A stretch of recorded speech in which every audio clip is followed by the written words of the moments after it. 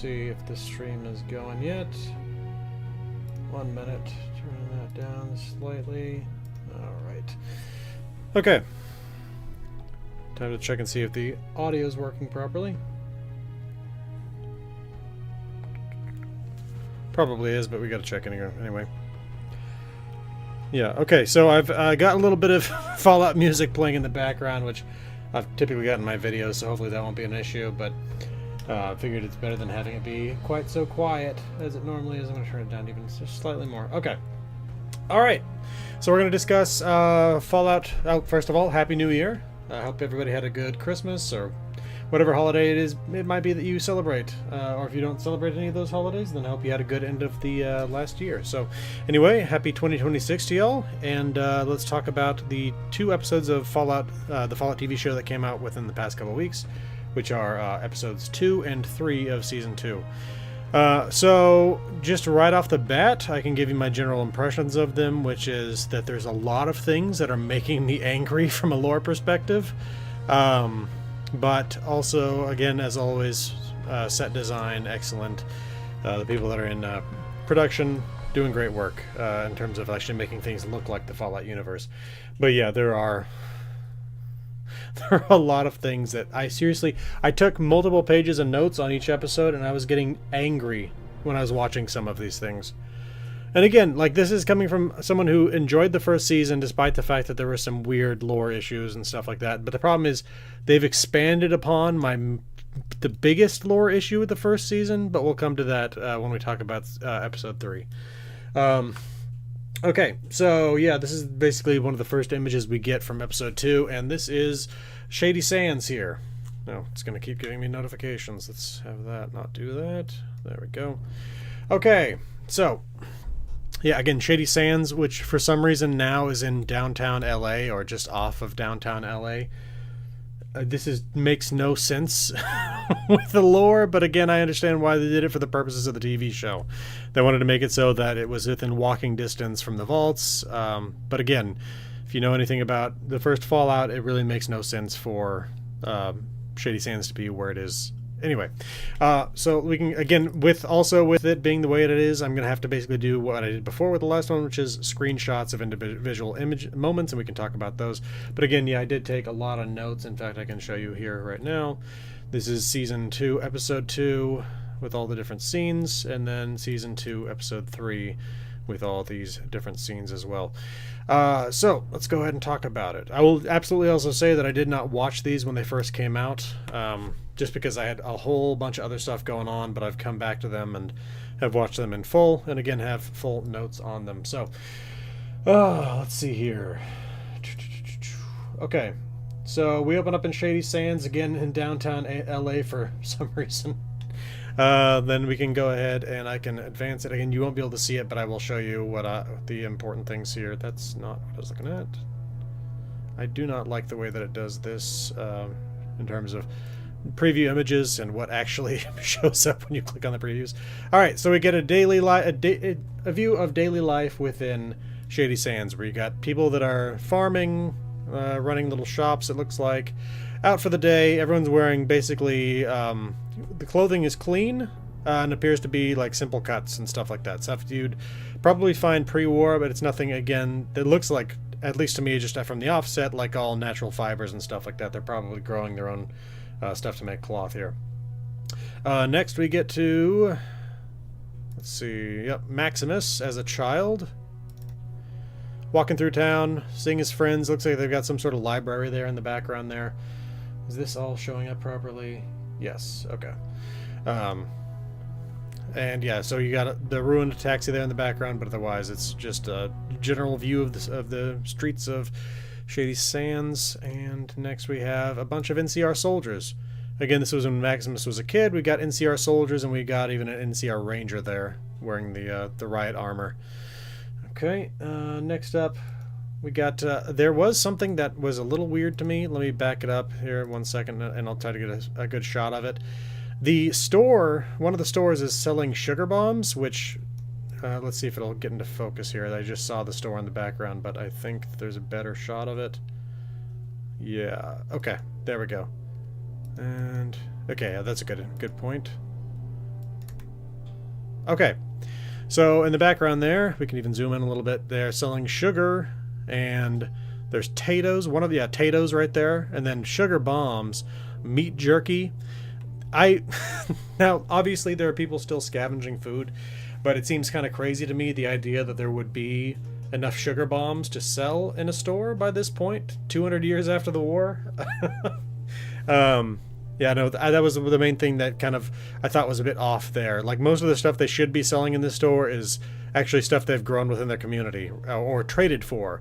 And again, I feel like sugar bombs probably shouldn't be one of those things. Again, they still exist within the world. We still find them in the Fallout games, but they're not in any large quantity. I mean, even by the time of Fallout 76, which is just 25 years after the war, they're still kind of having trouble scavenging for enough pre-war food to sell within the stores in what's it called, Foundation. So yeah, I had a minor issue with that, but again, it's not really a big thing.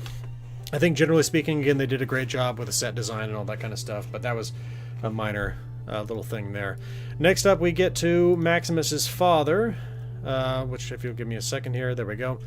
When I first saw this, I actually thought that this was the brewing equipment from Fallout 76 because it looks quite a bit like it, but what it actually is a water purifier that is removing the rads from the water. So we learn here that Maximus's father was an inventor, or an engineer at the very least, and was doing pretty great work because, as we'll see here in just a second, let me get you a good screenshot of him doing it. He actually tests the water for radiation, and yeah, there we go. That's a good shot. He tests the water for radiation and finds that there's no detectable radiation. So again, pretty good engineer, because he basically just did what your father does in Fallout 3 with the Jefferson Monument. Of course, with the or memorial, I should say. The Jefferson Memorial is obviously a much larger device, but at the same time, yeah, impressive work here. Let's see. Next up, let me check my notes again. Okay, so yeah, next up we come to... oh yeah, the weird thing here is he says there's a whole bunch of water beneath them. They don't have to worry about rationing. That kind of conflicts a bit, at least with the existing lore that we had at the time. Now, alright, so... it seems like they're going with the 2077 being the year that Shady Sands fell, and we'll talk about that more when we get to episode 3. But yeah, basically, by the time of the war between by the time of Fallout New Vegas, the water back in the NCR had effectively dried up. They had drained all the lakes, and so that was one of the reasons that they needed the Hoover Dams, because they were able to use both the power from the Hoover Dam and the water from Lake Mead, which they were shipping back to the NCR. But basically, Maximus's father says, no, we've got plenty of water here beneath our feet. We won't have to worry about rationing anymore.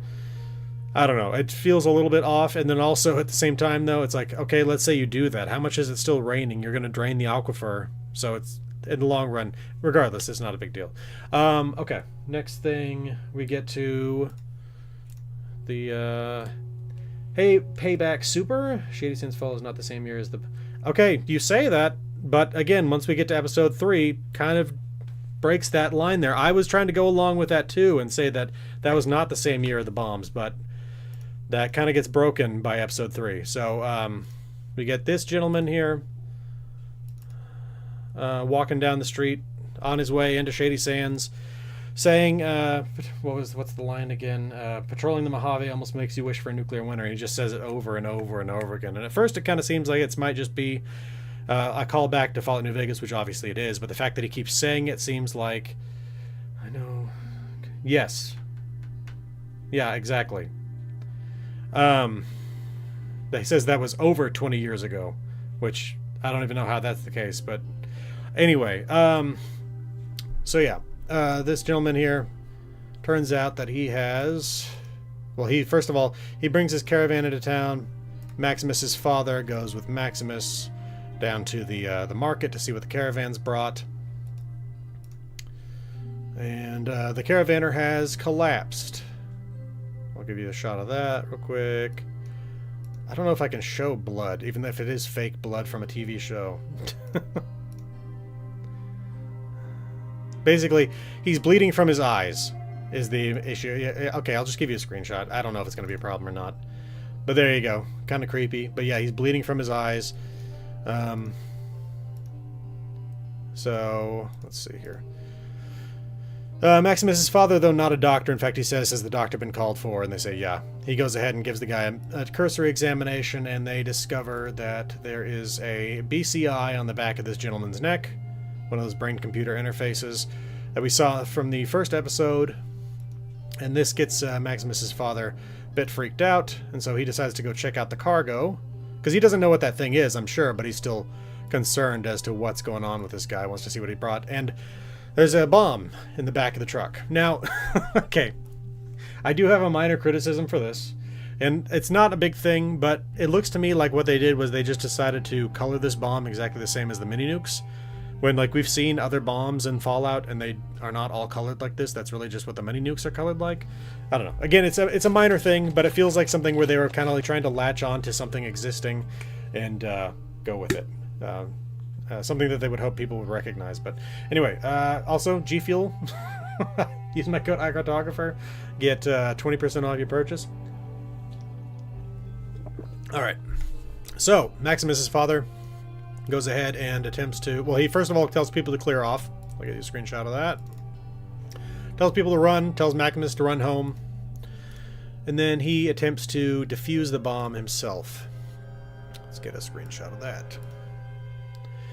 Alright, so he fails in this, unfortunately, because even though he thinks he's succeeded, because he manages to do what should be done to defuse this bomb. Again, pretty impressive engineer. Both purifying all the rads out of the water and knows how to defuse a nuclear bomb. Let's see, there we go. That's a good shot. Yeah, it's doing that again.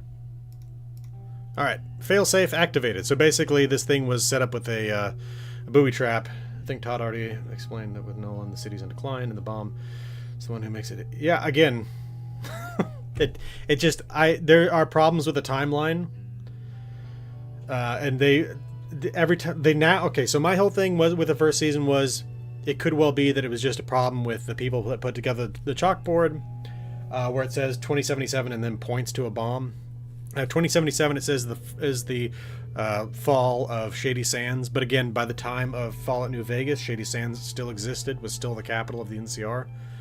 And then with the season 1 of the Fallout TV show, we had that issue with the chalkboard, and then with season 2, we have it again basically being confirmed that the city was effectively gone before Fallout New Vegas. There are problems with the timeline between the television show and the games, and they made it worse this season, not better. So unless we get something different within the rest of the episodes for this year, they're just making the timeline discontinuity between the two products, both of them being canonical, they're just making them worse. Okay. So, let's see here. What do we got next? Yes. Maximus... So basically, this gives them a 3-minute time limit before that's going to go off. So Maximus's father runs home, and trying to give you a good screenshot of this.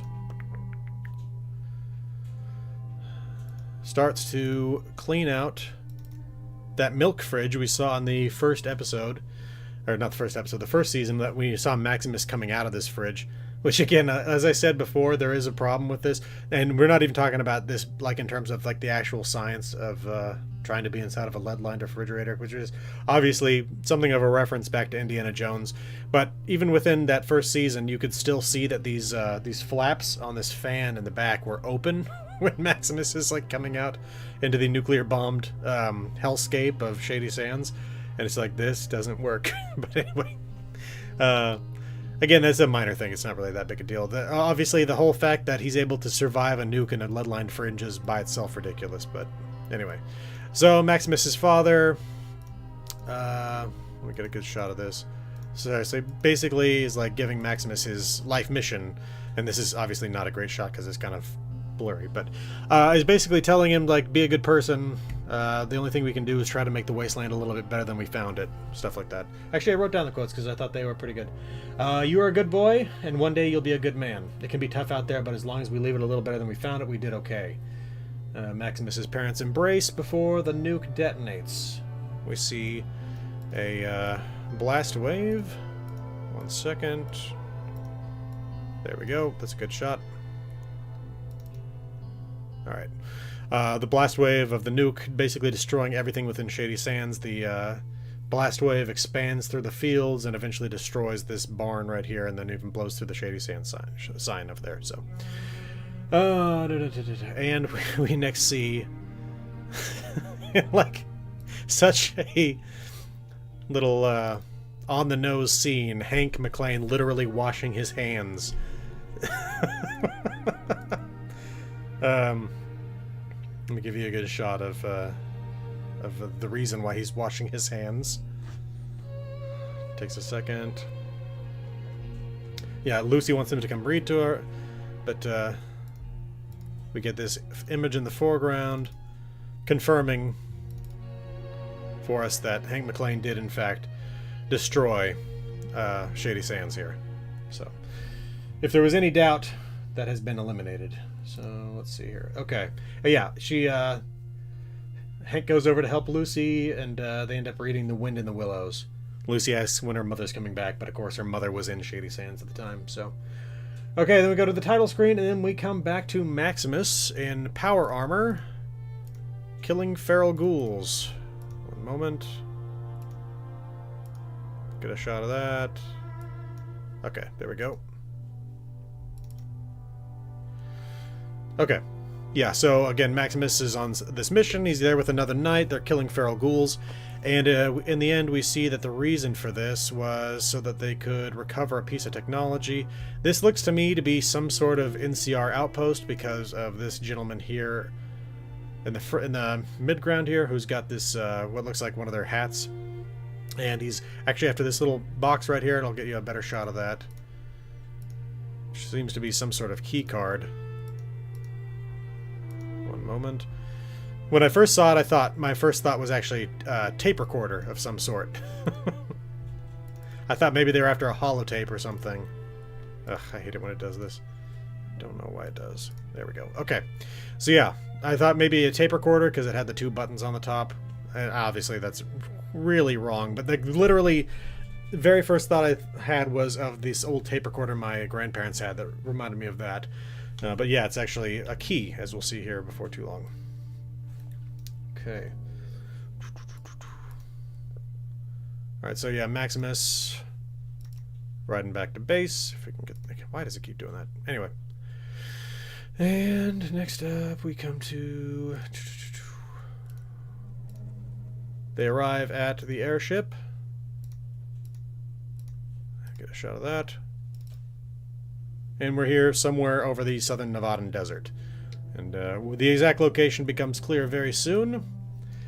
Because what they're actually doing is they're arriving at Area 51. Which... Alright, so I will say I did have a minor issue with the vertebrates' arrival at the airship, because I'll get you a shot of it.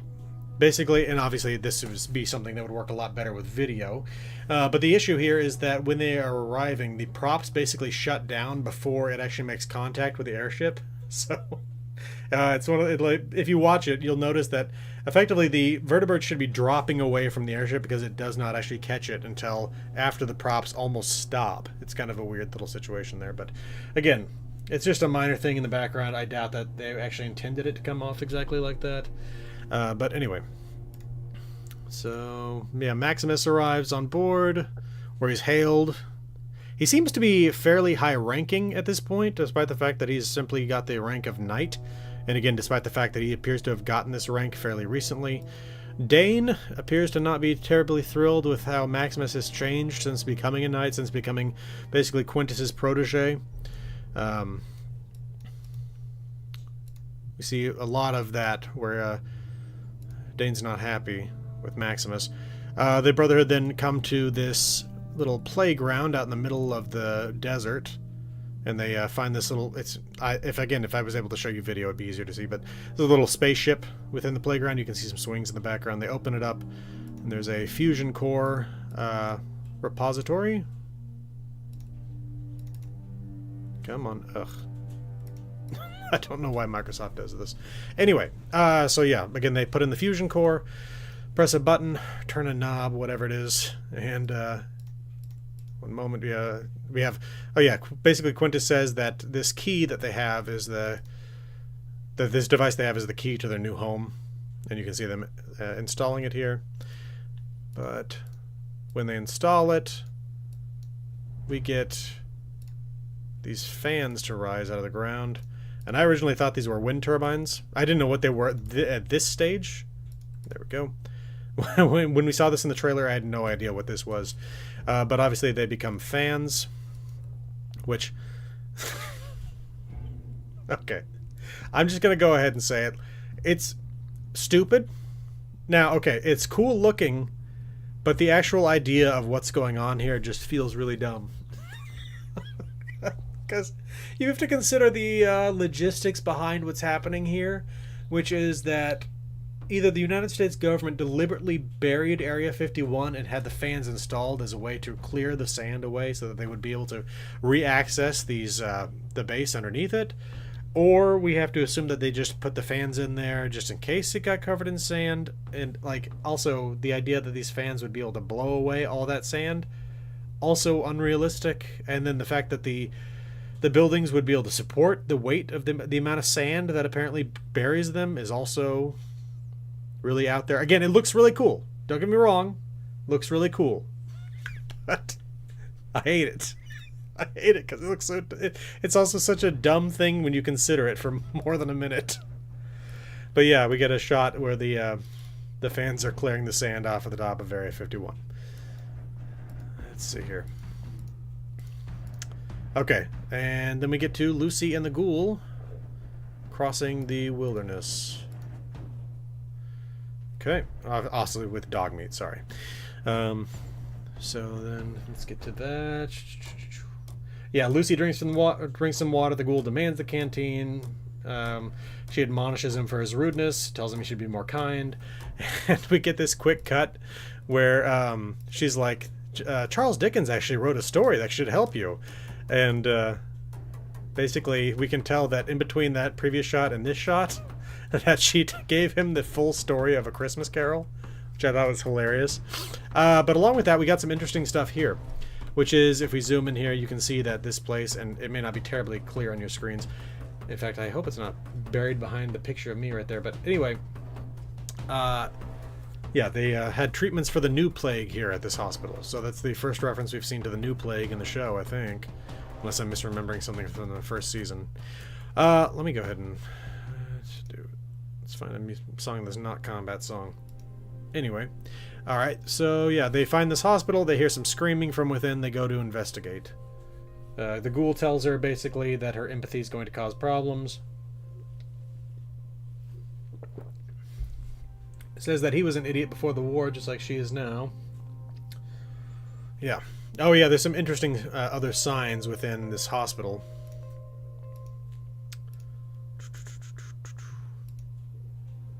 Let's back it up a second. Just because it gives us some more little insights at the culture potentially here. Alright, let's get this shot. Okay, so we've got, and unfortunately the Ghoul's head is hiding it, but we got weight loss center and outpatient clinic, but the Ghoul's hiding it. That's a butcher knife with legs. So I think that they're indicating that they perform weight loss surgeries here, potentially along with like just general weight loss programs. And then also we have half-off lobotomies. So I thought that was interesting, and notes that there's still lobotomies taking place in the 2070s in the Fallout universe. Okay. So let's see. Yeah, there's also this bloody skeleton that I don't know if it's intended to, but it looks to me... Sorry, I just took the screenshot away, didn't I? Well, I'll get a better one anyway, because it closes in on the skeleton. That'll... Oh, jeez. Wish I could zoom this thing scene by scene, or frame by frame, I mean, but... 1 second. Close enough, okay. So yeah, there's this... there we go. This skeleton here, which, again, I don't know if this was intentional or if maybe there's a problem with the prop, but it looks almost like the skull cap's been cut off this thing. That's the first thing I noted with it. But anyway. So yeah, they descend into the basement where they find slaves from Caesar's Legion. If I can come in here. Again, these are people that have been wounded. Okay, so we find this first slave, a woman. And basically we know that Cooper knows who they are, what they are, because he notes their tunics. Which is a clear sign that they are members of the Legion, or property of the Legion, it should be said. And let's... Yeah, Lucy decides that she's gonna go ahead and give this woman her lone stim pack that she has. And Cooper discovers, or the ghoul, I should say, discovers this other gentleman. Whether or not he's a legionary or if he's just another slave, I don't know, because later there's an indication that she was supposed to have a legionary with her that she lost. Anyway, so, again, I don't know what this is supposed to be, but regardless, Cooper kills him and decides to start eating him. Which, like, we got a little bit of an indication that Cooper's a cannibal in the last season when he started to eat that one guy that was changing into a feral ghoul, but we got one here where he literally kills a guy who's just sitting there wounded and starts eating him. But notices in the process of eating him that he doesn't taste right. Turns out that they've been stung. I wasn't sure if it was like some sort of disease, if they'd maybe ended up encountering the new plague within this old hospital here, but no. It turns out that they were actually just being stung by scorpions. Rad scorpions, I should say. And I'll just get a shot there. Not what I was trying to do. 1 second. There we go. That's a pretty creepy shot. There we go. Okay. Yeah. So we got Lucy being attacked by rad scorpions. Of course, the ghoul is as well, and they also go after the slave. But at the end of the day, the real threat comes in with the giant rad scorpion that comes in through the double doors at the end of the room. If I can just get it to open things properly. There we go. Yeah, so in the course of the fight, Cooper basically cuts off one of its pincers and then feeds it a grenade, and it blows itself up. But at the same time, it does manage... Oh yeah, Cooper uses the slave, the female slave, as a human shield, basically, and gets the thing to sting her rather than him. And then at the same time, he also gets stung in the leg, so... Lucy decides that, well, she's got a little bit of a predicament, because again, she's got the soul stim pack. And so she has to decide if she's going to give it to the slave, who's been stung by basically Cooper, because Cooper used her as a human shield, or to give it to Cooper, who's her traveling companion. And then she gives it to the slave, because she'll die without it, Cooper won't. So, let's see here. So yeah, basically Lucy, the ghoul, tries to quote the golden rule to her. Lucy ignores this, basically, or doesn't ignore it, but basically throws it back into his face, saying, "That's for people, you're a monster." Not for a minute there I was like, oh, she's saying that he's not a person because he's a ghoul, but no.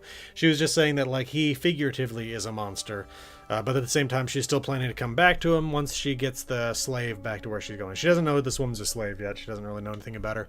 But anyway, so we go ahead and zoom forward a little bit, and I'll show you it's a pretty good shot for the attitudes. Lucy basically telling the ghoul that he's a monster, and the slave not being a big fan of him either, given that he used her as a human shield and killed her companion and decided to start eating him. So let's see, next up we get to scene 4, which is in Vault 31, in which Norm has awakened a large number of the buds.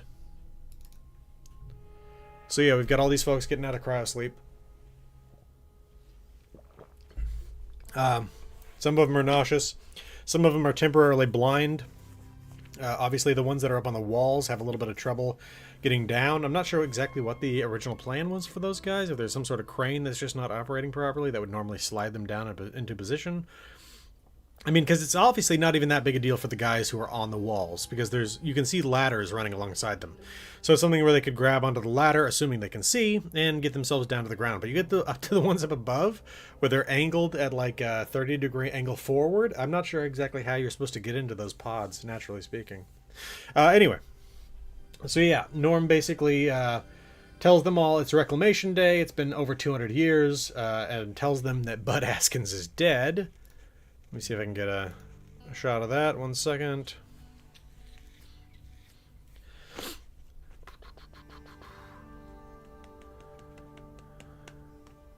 Yeah, I don't know. Seen so far, expected a lot of plots.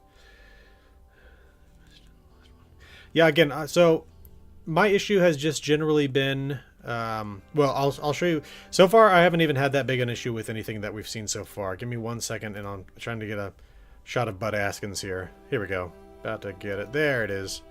So, he says Bud Askins is dead. I don't know if he's actually dead or not. It could well be, but at the same time, it doesn't show it in the screenshot, obviously, but there's flickering going on, so it could well be that Bud is simply disabled currently, so we'll see. Yeah. By the way, good to see you, Night Spearhead. Hope you have had a good start to your year. Let's see. Oh yeah, so Bud basically has these guys kind of freaking out. So I think all told, like the section with Norm and Bud's buds is like seems like it's draining fluid. Maybe, but it could well be that it's just because he's in that bucket. But so yeah, thank you. I did have a good Christmas. I hope you had a good one too. Oh, hey Lucy. Okay. So yeah, all told, the scenes with Norm and Bud's buds is like, I think total is maybe 5 minutes or something like that. There's 3 separate scenes. I think 3. Yeah, maybe 4. Regardless, this is one of the short ones where basically the buds are kind of freaking out a bit. Norm doesn't really know what to do. So we go next to the Vault-Tec facility with Hank McClane. Give me 1 second. Yeah, we got Hank McClane, who's spends his time riding this cart around, playing with the yo-yo that he found in the bullpen on his first day at the Vault-Tec facility here, and he's constantly going up to. We get a shot of it. This biological research facility or biological storage. What is it called? Actually, I've got the name of it here. Cryogenic biorepository. Let me get a screenshot of that. I think I might have already done that. We'll see here. The girl falling out blind. Yeah, no, 100%. Yeah, we got Bud here, or not Bud, sorry, Hank constantly going in and getting more mice. And he's using these mice to test the BCI, the brain-computer interface. Get another shot here, where he's working alone in this lab. I'm not sure why he's wearing a suit in this every day, especially because, as we'll see in a minute, he's getting himself pretty dirty here. Here's a shot of him installing the BCI. There we go. Again, wearing his gold Pip-Boy. Now, I've seen people say that they thought that this was the Pimp Boy, but I'm pretty sure that this is just basically an acknowledgement of how long he's been working for Vault-Tec. I don't know if they still do it these days. There probably still are companies that do, but it's fairly rare. But companies used to give workers that had worked at their companies for a long time gold watches. Sometimes at retirement, sometimes after a significant length of time, 20, 25 years, something like that. I think that's what this is supposed to be. Because the Pimp Boy also had some other stuff along with it. So anyway, though. So again, we got him working here with the mouse. I'll get a shot of that. There we go. So yeah, he basically, he's got this set up with like, I don't remember the proper term for it. I think Hank is expecting House to walk in at any moment, so he looks professional. Yeah, maybe so. But yeah, so basically this cage is split into 2 sections. One side has a little lump of cheese in it, I think, or maybe just some food that looks like cheese. And to the other side, he's got basically an office. And within that office, he has this desk with a chair, a water cooler, and there's a little tiny terminal there. And I think the idea here is to with the BCI is to get the mouse to sit in the chair and work on the terminal. But that does not work, as we see here. And you can even see it a little bit of it here. I think, by the way, this seems to me to be a lot more goo than I would expect for a mouse head exploding. But I don't know. I don't have any experience in the area, so I wouldn't know. But regardless, you can see here a little bit of it. He gets splattered with goo constantly because the cage is not airtight or anything. Obviously, you would need air for the mouse. But anyway, so we get more and more shots of him going back to get more mice. And in fact, I counted it, and just if we go off the number of times, the number of different mice we see him handling or putting in there, or just from the explosions, he tries this at least 7 times. And he just keeps on going back to try to do it more and more. I think no, I think he cleans it up every time. I think he just keeps on splattering more mice. But yeah, so then we go next to the next scene, which is oh yeah, this is the closest that he gets to this thing seeming to work. Where we get the mouse seemingly getting up in the chair. Yeah, it does look like a piece of cheese, by the way. I wasn't sure if that was cheese or cheese-shaped food, but my guess is it's probably cheese because it's a mouse. Anyway, though. So yeah, he basically keeps failing, as you can see here in another screenshot. This is, I think, the 7th test where he's starting to realize he's got to try to do something different because the tests are not working. But the next thing we see is the uncovered Area 51.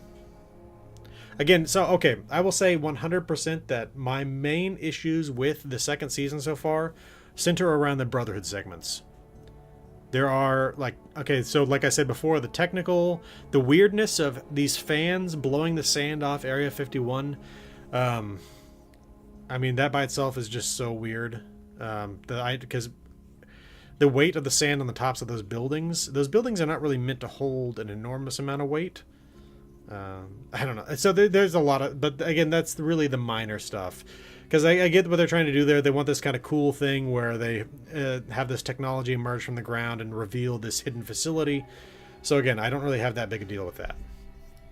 But, oh god. Okay, that was the first thing that started to make me actually angry.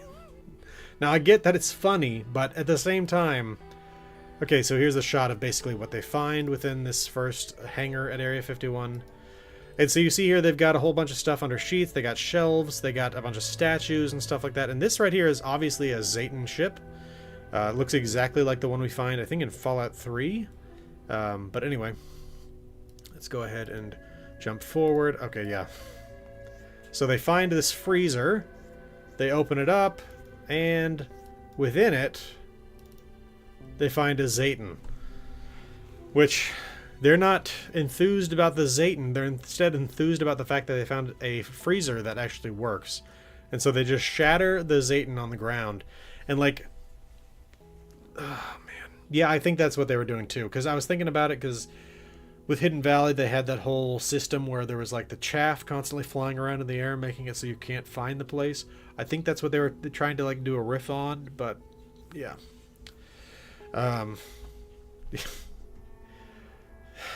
Okay, there are so many things within this scene. I'm just gonna advance it a little bit here, and I'm gonna find another shot here. So basically, they dump the body out of the freezer. This feels so unbrotherhood-like to me. That was the thing that frustrated me. It feels like if there were any scribes anywhere near this, these two guys would have been dead. Like maybe not dead, but severe punishment, lashings. I don't know what you're gonna do. But the idea that they would destroy a biological specimen like this is insanity to me. Then we've got this weird stuff where we've got the Brotherhood doing that thing where they're swinging the incense censer around these statues. I also don't know why there's a terracotta warrior from Xi'an here. Why there are all these other statues. And I'll show you another little thing I noticed in the background. Let me go ahead and find it here.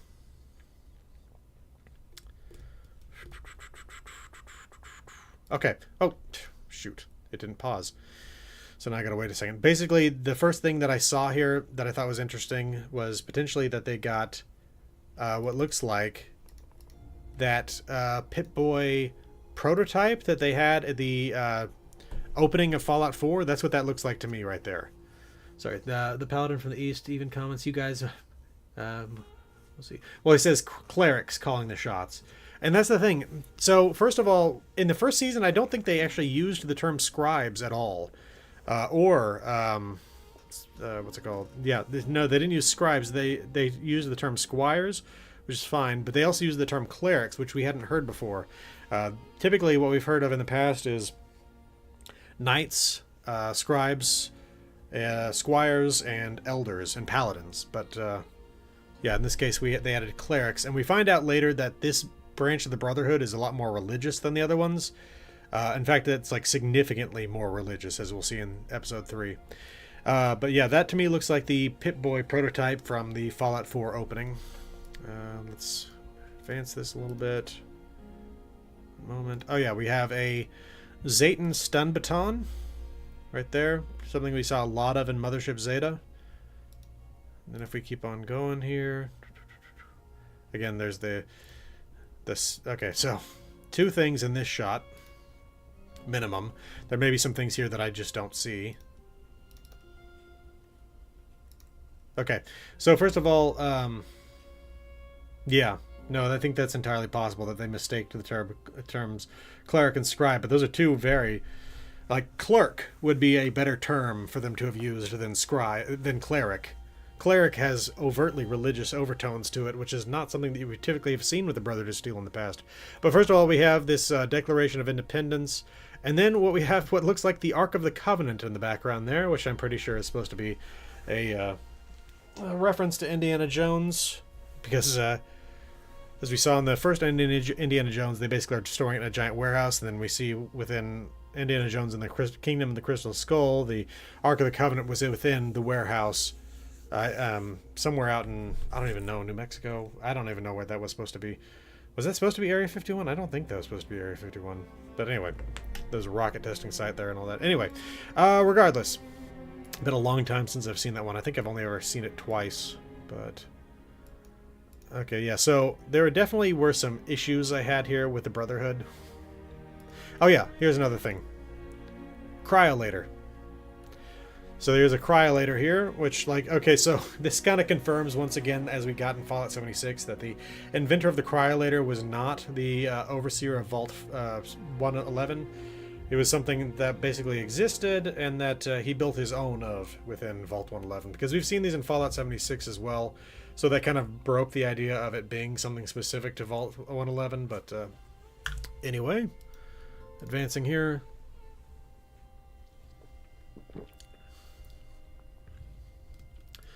Okay, yeah, this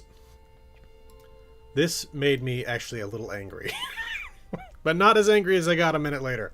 So we've got these 2 knights that are absolute morons that are playing with a plasma grenade and constantly arming it and disarming it repeatedly. And, like, I don't know if this chapter is just full of idiots, but not only is that ridiculously dangerous, but it shows a level of immaturity that I would not expect to see among knights. I'll just say that. Also, Maximus tells them not to play with grenades inside, which I don't understand why they would be playing with grenades at all, but anyway.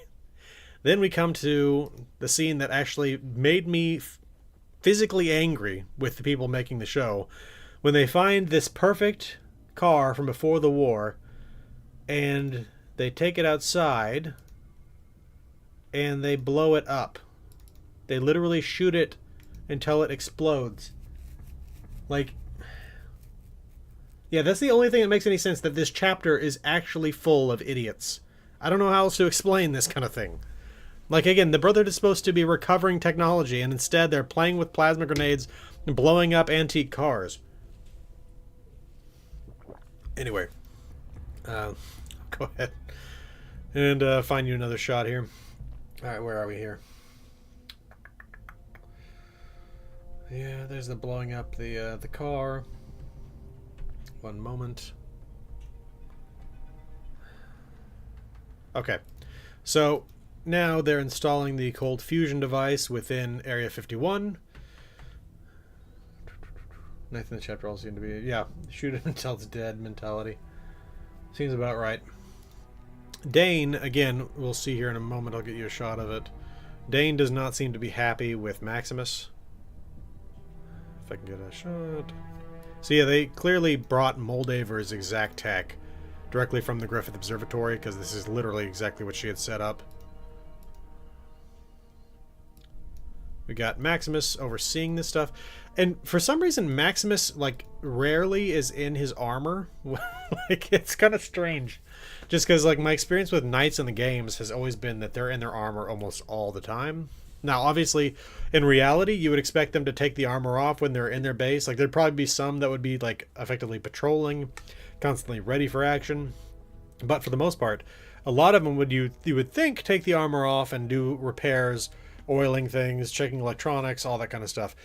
Seems to be like one of the only knights that is actually ever out of armor, and I think it's mainly because he is one of the main characters of the show, so they show his face, you know, that kind of thing. And the same reason that they had kind of an issue with the Halo TV show where they constantly kept taking Master Chief out of his armor and out of his helmet and stuff like that. Anyway, basically, you don't want your main character to always be hidden. I think they wanted Maximus to feel more like a leader than a regular knight. Yeah, it's strange, though, that they didn't give him more of a title there. He's literally just knight, and when you get captions from the other knights, it's also just knight. So it's strange that they didn't make him, like, I don't know. What, obviously, a paladin feels too high, but I don't know what knight commander, I don't know what they would do. But also, again, he's also a very, very new knight, so it's also kind of strange that he does have as much power as he has. Obviously, that comes because he is effectively the protege of Quintus, but regardless. So yeah, we got Dane here, who is not looking too happy with whatever it is that Maximus is up to. I think that Dane has noticed some changes in Maximus ever since he became a knight. Then we come to Maximus washing his face. I think I heard him called Captain once. Oh, I don't know about that. I never saw that. But yeah, so he's got an aspirant here that is basically serving as what's the proper term for it? Page? I don't know. Something like that. Squire, maybe? I don't know. Regardless, he's got him here basically taking care of him a little bit, and he's asking why Maximus is washing his face. And so Maximus asks, "What is our duty?" The aspirant replies, "To fix a fallen world." Maximus replies, "Sometimes in order to make big problems, make a big problem something you can handle, you got to make it small. We start by bettering ourselves, and you can do that in all sorts of ways, you know, self-discipline, generosity, valor, and not smelling really bad." Maximus goes ahead and starts cleaning his armor, and Dane approaches to have a conversation with him. Let me get a shot of that. So yeah, well, first of all, just Maximus trying to clean his armor here. It's interesting to me that they never had him bother to fix the Yaogwai scratches on the front of it. Now, obviously, it looks cool, but at the same time, each one of those scars is, in its own right, a weakness in the armor that could be taken advantage of. So, something that probably should be fixed, but again, in the course of a television show, not only does it make it easier to tell which one is Maximus, but it also makes it look cool. So, but right here we got Maximus and Dane. Again, Dane talking to Maximus about the fact that he seems to be getting kind of a bit more into the role of being a knight rather than being himself.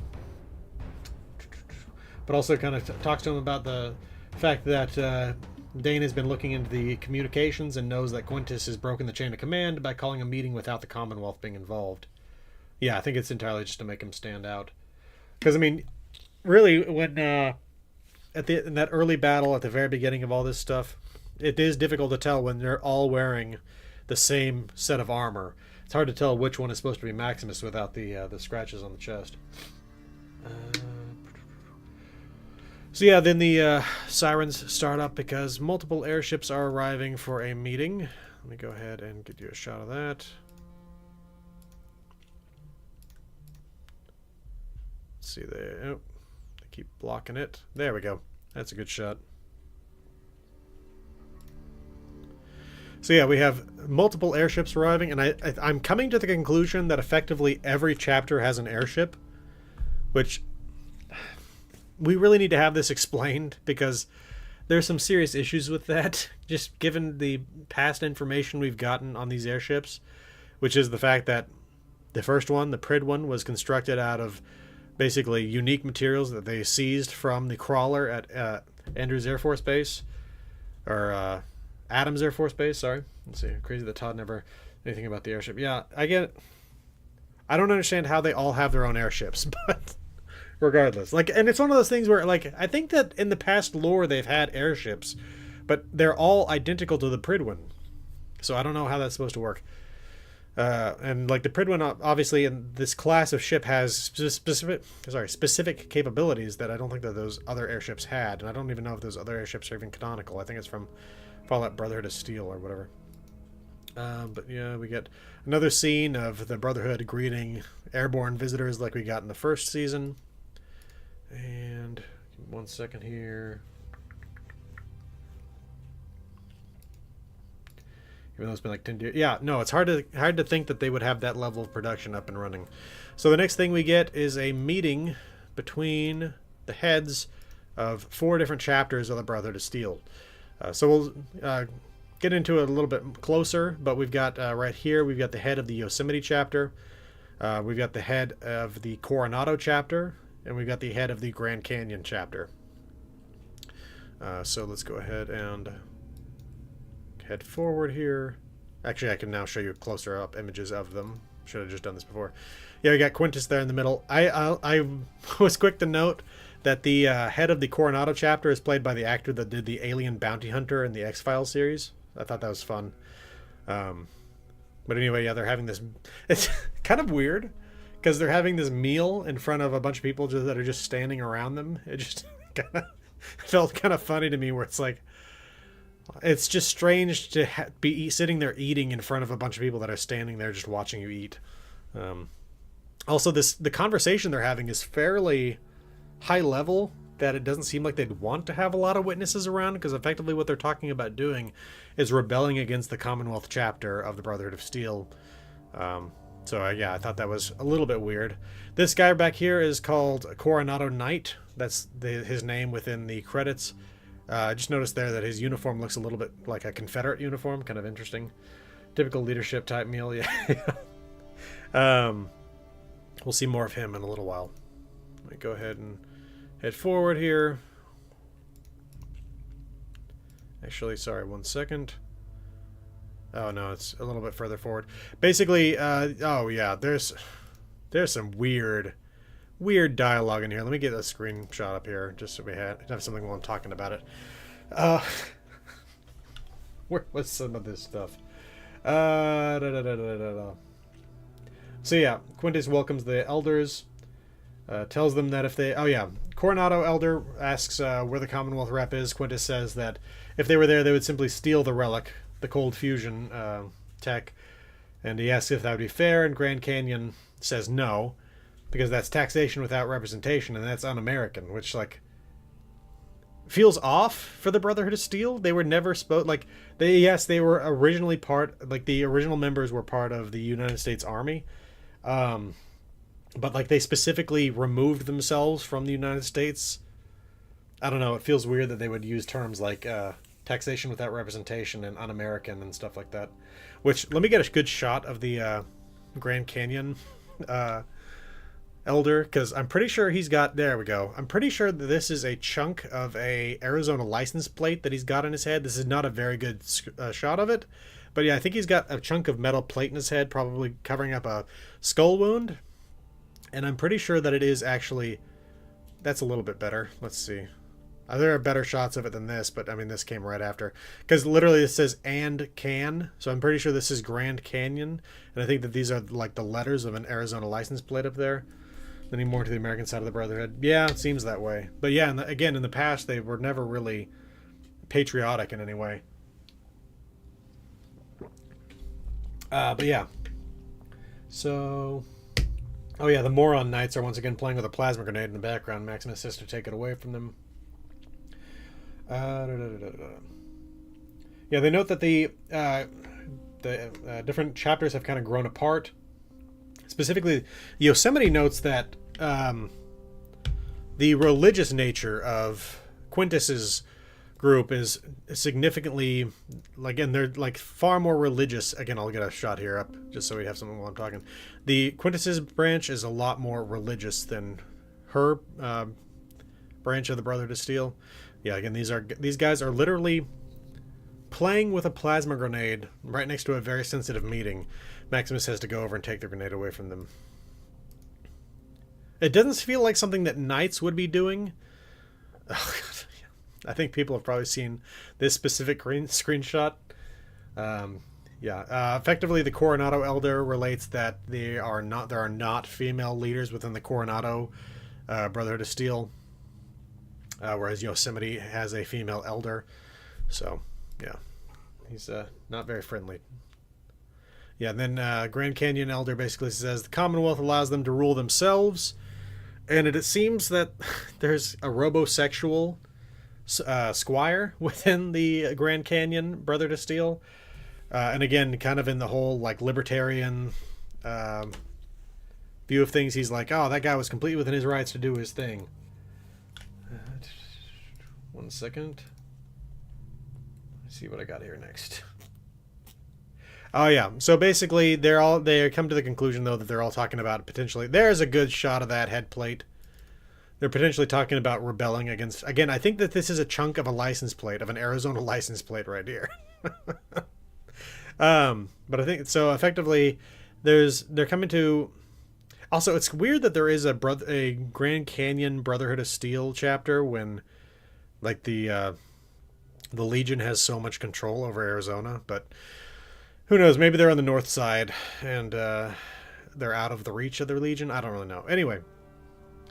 Where was I, though? Oh, yeah, so effectively they come to the fact that they're talking about rebelling against the Legion, or not against the Legion, against the Commonwealth, Brother to Steel, and so Quintus basically is going to try to show off what they've just developed the technology for here, and that is the ability to produce all the fusion cores they could ever need.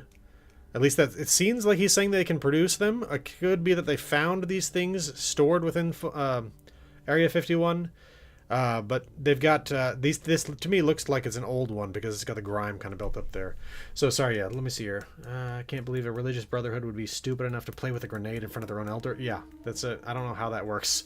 What did the crazy ass military build in the Grand Canyon? Yeah, well, there was one point, I can't remember what game it's from, but there was something where there was hell, it may even be the Fallout Bible, and it might be the timeline created by the Fallout Bible, but like I think it was legalized to mine within the Grand Canyon to get uranium, or maybe they were talking about opening that up to mining. Anyway, so yeah, something about mining uranium in the Grand Canyon. So, but yeah, at the revelation that they have like more fusion cores than they would need to power all of human history, then the rest of the elders are kind of on board with his original plan here. Let me get a good shot here. Yeah, this is crazy to me.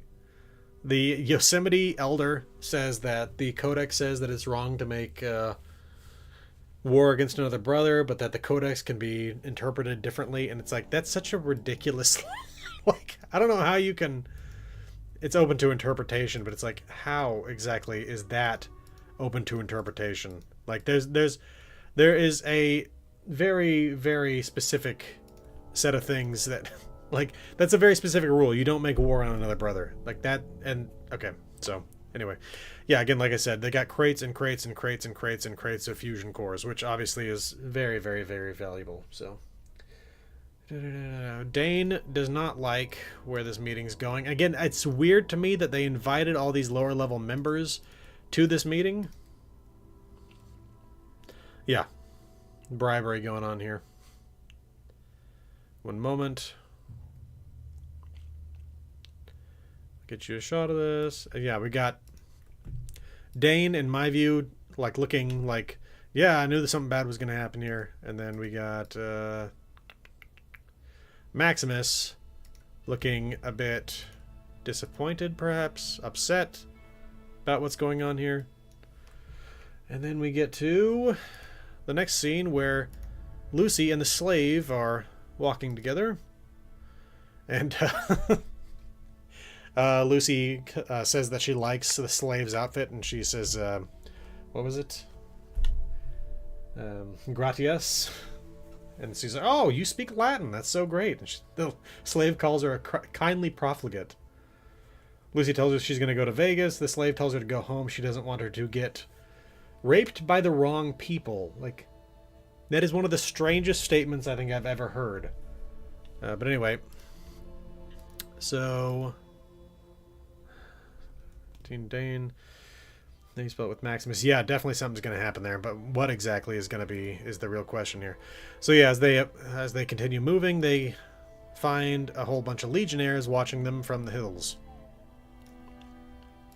Lucy gets a little freaked out, especially because the slave she was walking with has disappeared, basically gone on ahead, and so she's forced to go after her as quickly as possible. One moment. Trying to get you an opening scene on this next shot here. Okay, so now we're back in Vault 31 with Norm. And basically, he decides that he's going to manage these people. Which, by which I mean he goes ahead and he... basically he's like, oh yeah, I've been appointed your leader. And this is our final test from Bud Askins. We got to find our way out of this vault. And I've got these... Let me get a good shot of it because it's actually pretty funny. I got these merit... what is it called? What do you call them? Merit dots. Let me get a good shot of it because it's pretty funny actually. He's taking advantage of the fact that they're driven by achievement. Yeah, Courier definitely went anarchy route. Yeah, it definitely feels that way, especially with what happened to the NCR.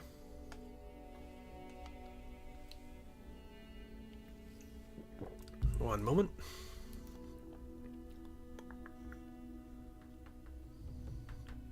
Trying to get the... There it is.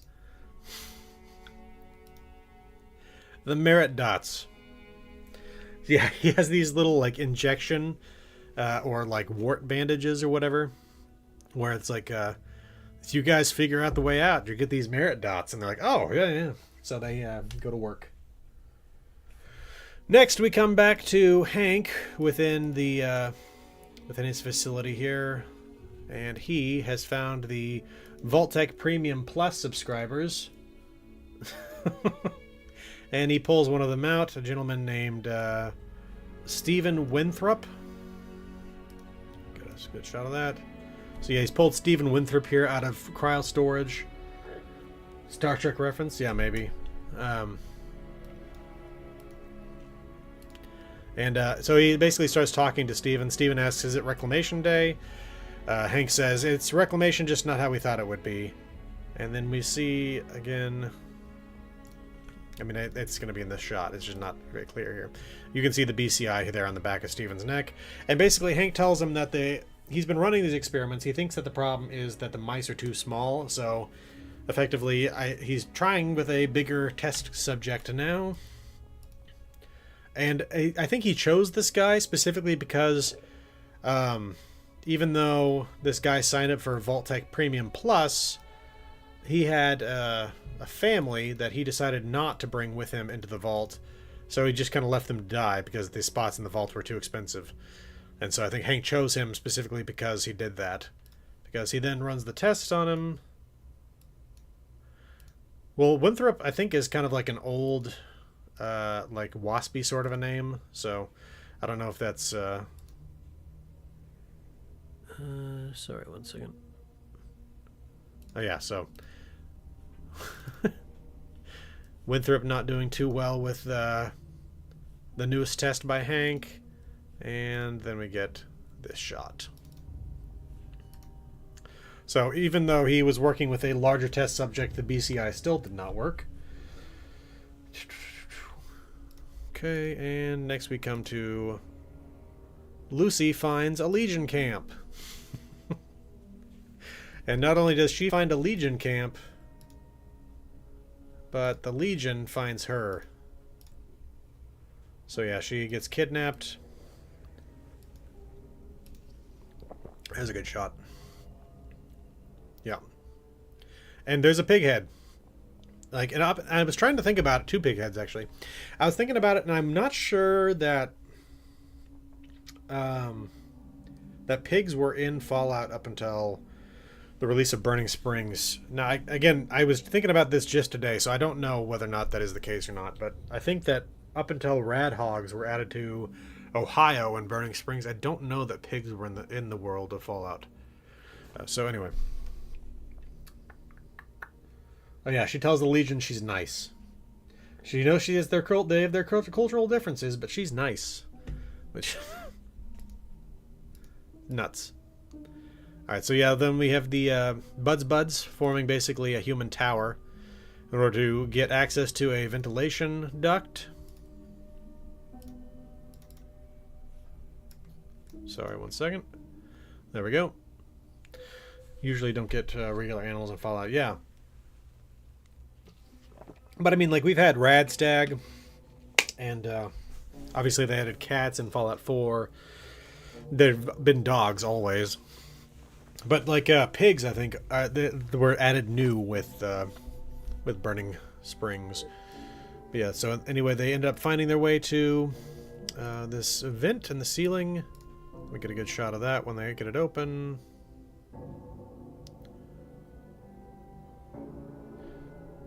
Yep, that's a good point.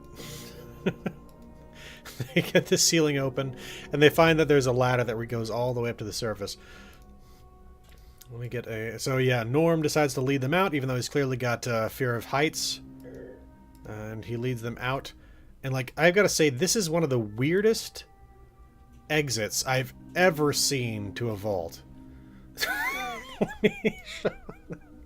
Now, obviously, this is not intended to be an exit. This is intended to be the ventilation shaft. But the fact that this was like existing up here and went unharassed by anybody, and like the fact that it wasn't filled with sand, like I don't know how this kind of stuff works. There's got to be something we're missing here, because it's not going to be just a straight shot from the surface down to Vault 31, right? There's got to be some sort of equipment there to filter it, and maybe we're just not seeing any of that stuff. Totally wouldn't be able to get on that ladder. Yo, I know that would. You know, Lucy is constantly failing speech checks throughout this entire thing. But yeah, this is nuts. Because we'll see here in just a second. It's just a giant vent. like an air duct vent that we'd see in any one of the games. But like literally they just took it and they just sized it up. Like that's what it looks like to me at the very least. I don't know. This just seemed nutty to me, but so yeah, Buds and Norm find themselves on the surface, facing the ocean. Now, while Norm finds this beautiful, Buds are upset with how dirty and destroyed everything is. But I was thinking about it, and at the end of the day, if Buds have literally been in a dreamless sleep for 200 plus years, then they went to bed before the end of the world and woke up with it like this. So it's basically been like a few hours ago they went to bed and the world outside was fine. Now they're seeing this. So it's got to be a bit rough, like it was for the Soul Survivor, you know? So let's see here. And next up we have, in my notes I have, the Brotherhood continue to act like idiots. Yeah, the ball's gone. So yeah, they have, literally the Brotherhood is having fist fighting between people in power armor, which like feels so antithetical to what the Brotherhood is about. First of all, the fact that they're like having a prize fight sort of a situation going on, like, and the fact that they're doing it in power armor where there's a risk of damaging the power armor feels like it by itself just nuts. But yeah, then the Coronado Knight decides to mess with Maximus, as we'll find here in just a moment. And basically he's like, oh, I could take you. And it's like, yeah, probably could. Maximus even says that. This guy's like a foot taller and probably weighs like 50 pounds more than him, minimum. So they get into a fight. Because Quintus seems to be like 100% on board with Maximus going toe-to-toe with this guy, which just seems insane to me at the outset. The fight starts a little dirty, because basically as Maximus is... Tried to pause it there. As Maximus is getting ready, yeah, the Brotherhood shouldn't fight each other, and they've got these knights. So yeah, as Maximus is taking off his coat, Coronado Knight comes up and punches him in the face. So again, the fight starts dirty, and then Coronado Knight just basically keeps hitting him over and over, throws him on the ground. We get an actual good shot of that. So we got Maximus now on the ground, and we got Coronado Knight now coming in for the kill, basically. Where are we going here? There we go. And that's when Maximus decides to get a good shot of that. Punch him in the balls. And again, the fight started dirty, so at the end of the day, I don't really fault Maximus. First of all, because this is, it turns out, a fight to the death. And at the end of the day, this guy already did a dirty act at the open of the fight. So Maximus hits him in the balls and then throws his coat over the knight's face and then kicks him in the stomach. So again, continuing with dirty fighting. Followed by the Coronado Knight drawing a boot knife out. Which again, all this stuff, the fact that the elders let this stuff keep going on, because again, we've got Maximus, who is effectively the protege of Quintus, and we've got this knight, which I assume is probably the protege of the elder of the Coronado detachment, and they're letting them basically fight to the death. It feels wrong, just within the story of the Brotherhood overall. I don't know. But at the end of the day, Maximus manages to beat him by forcing the knife into the guy's gut. Which, let me see if I can get a relatively non-graphic scene there. We basically, it's hard to get a scene here that I can... There's a scene where there's threats of violence, but not actual violence taking place. Not just yet. But basically, Maximus manages to stab Coronado Knight within the stomach, and then again in the chest, killing him in the process. And at the end of the day, we have Paladin Xander Harkness come landing in to basically... Not only does he come in right at the end of the fight, but he's like, oh, here we're talking about having a civil war. Yeah, so that's basically the end of that episode. Let's see here. Felt wrong. Yeah, I don't understand why they're doing a fight to the death. It feels crazy. Like, they don't have endless reserves of manpower. And beyond that, both of those knights are knights, which means that there's been a significant amount of time invested in both training them and equipping them and all this kind of stuff. It's crazy to me that they would risk resources like that on something as stupid as a fight like that. But yeah, so again, Xander Harkness shows up. Here's a closer shot.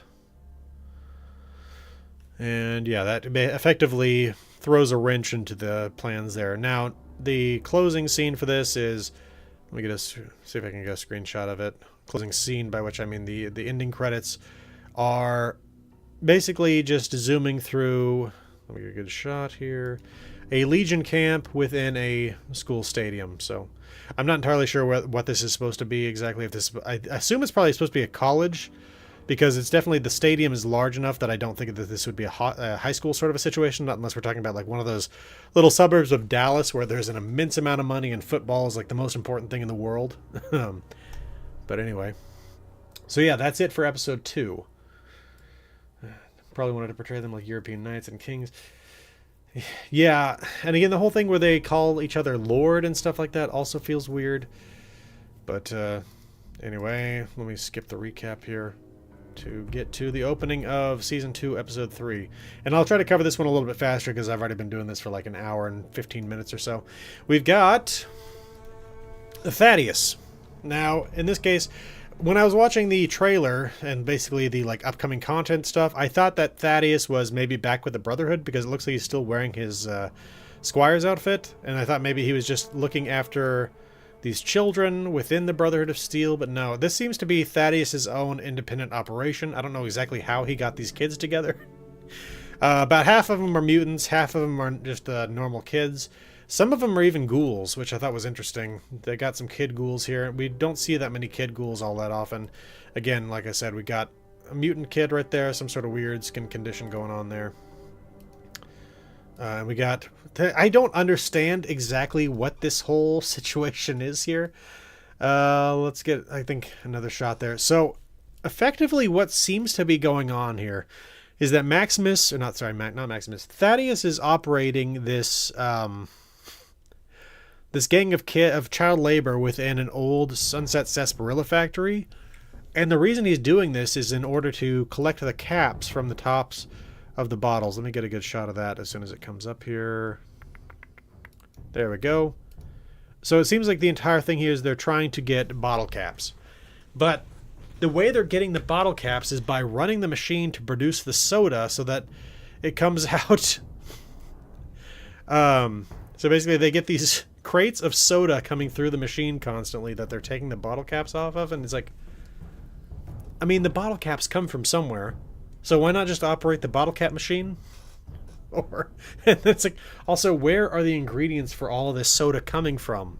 Now, there have obviously been issues like this in the past within the Fallout universe. Like, for example, how is it that Grafton Steel manages to keep producing all kinds of stuff years after the war. Like when you take over that place as a workshop in Fallout 76, how do you keep producing metal out of that place when there's no shipments of ore coming in or anything like that? It doesn't make any sense. But at the end of the day, it seems to be something that's kind of just happens within the Fallout universe, where after the end of the world, they still manage to keep things running. Here's one of the ghoul kids who's got running this machine here. And at one point he basically says, like, oh yeah, this is, we've finished 12 hours, only 10 to go. Apparently they're running 22-hour shifts. Yeah, so next up though, oh yeah, so basically Thaddeus is like, most of you kids would be dead by now, but we're all doing great here. But let me get to the next scene. Nuclear machines literally reshelve themselves. Yeah, of course, but yeah, of course that's for gameplay reasons. So we have Lucy now being taken in by the Legion. We see that the Legion... Oh yeah, so I definitely have some issues as well with where they decided to film some of this stuff, or the fact that they didn't change any of the background imagery. Like, where is this supposed to be with all these green hills in the background? Because it's like there's so much greenery in some of these shots where it's like, this is clearly not the Mojave. Where did you all... And why didn't you change the background at least to make it a little bit more like the Mojave? But yeah, anyway, so they go through this part of the Legion camp where it's like, it just seems to be the pain factory. Like, I don't know exactly what's going on here, because all they seem to be doing is whipping slaves. We got this one guy sitting in a hole. There's whipping going on right there. I don't know if these people are supposed to be laboring in anything, but they mostly just seem to be sitting there getting attacked. So, hey! Welcome to the stream. I'm glad you enjoy this stuff. It's good to have you here. Hope you're having a good opening to your year. So yeah, we've got a howitzer here rolling through in the background. I think this is probably something that they recovered from their time interacting with the New California Republic, which, by the way, the New California Republic we see in this episode has been, I don't want to use the term because it's wrong, but in terms of modern use of the term, decimated. Obviously, especially because we're talking about the Legion, because decimation was something that was originally associated with the Legion, where it was reduced by 1/10, but in this case the NCR has been utterly devastated within the Mojave. So doubt it's realistically, but maybe it's near the plant vault. Yeah, maybe Vault 22, I believe it was. But we see that also near that hospital within the last episode. But anyway, so yeah, again, this just seems to be the Legion pain factory, where in this case, they seem to be extracting this slave's teeth. I don't really know why, not unless they're planning on like putting the teeth in someone else's mouth, which, I mean, that is something that used to happen, but I think they made false teeth rather than made false teeth out of real teeth, as in like made dentures, but I don't know. Maybe that's what the plan is here. But anyway. Oh yeah, definitely RIP Camp Golf. But yeah, we got just more shots of Lucy heading in with the Legion. And then we meet the Legate, which is Macaulay Culkin's character. And I don't remember what his actual name is. It's Legate. I don't know. It says somewhere else. But yeah, they ended up killing the slave Lucy brought in because her legionnaire was dead. Yeah, I don't know. Kind of crazy. They then bring Lucy in to meet with Caesar.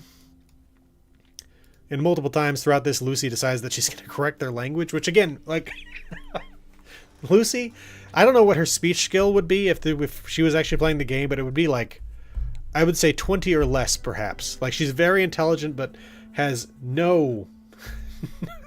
Yeah, okay, again, the set design and, like, the people making all the props, some of the best I've seen in like, the entirety of the film industry. But there's definitely some issues here and there with some of this stuff. But let's see here.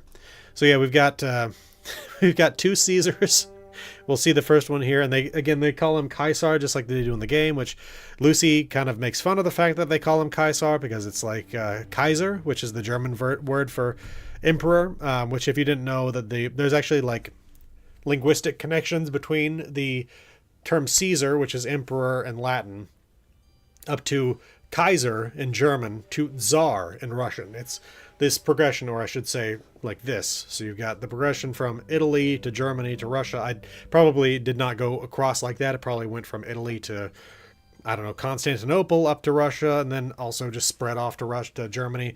But at the end of the day, Kaiser, or Kaiser being the term for emperor in German, she makes fun of them for using that term when she's like, oh, you guys have a Roman aesthetic to you, not a German one. But anyway. So yeah, again, she has a very low speech skill, but is very intelligent.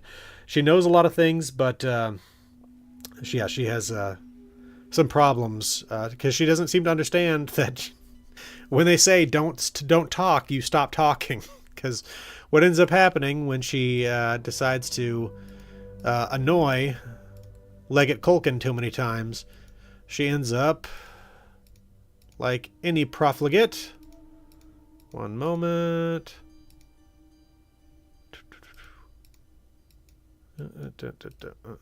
Lashed to a cross. Now, okay, I will also say I do have a minor issue here in that why did they leave her Pip-Boy attached to her? Like, it's kind of weird. Like, older versions of the Pip-Boy that we've occasionally seen are almost something where it does look like it has to be kind of like bolted on, but we've literally seen her take this thing off before. It's weird to me that they left something as valuable as a Pip-Boy attached to her arm. Because as we've seen, like, those things are very useful pieces of tech. So, but let's see here. So yeah, basically we've got a shot of Caesar. One moment. And we get a little bit of background information here where effectively Caesar is dead. This is Caesar here, the original Edward Sallow from, was it Sallow? Sallow? Yeah, Sallow. From Fallout New Vegas. This is the original emperor. He's dead, and they have not been able to get to his choice for the next emperor, which is in his pocket here, because they've basically been in a constant civil war with the alternate Caesar. And so my terms for the two Caesars are there's bald Caesar and Asian Caesar. And so the Caesar that Lucy interacts with is bald Caesar. So I'll get a good shot of him here. There we go. And she later encounters, or does not encounter, actually, we just get a visual of Asian Caesar.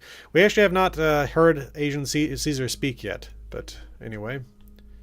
Let's see here. So basically,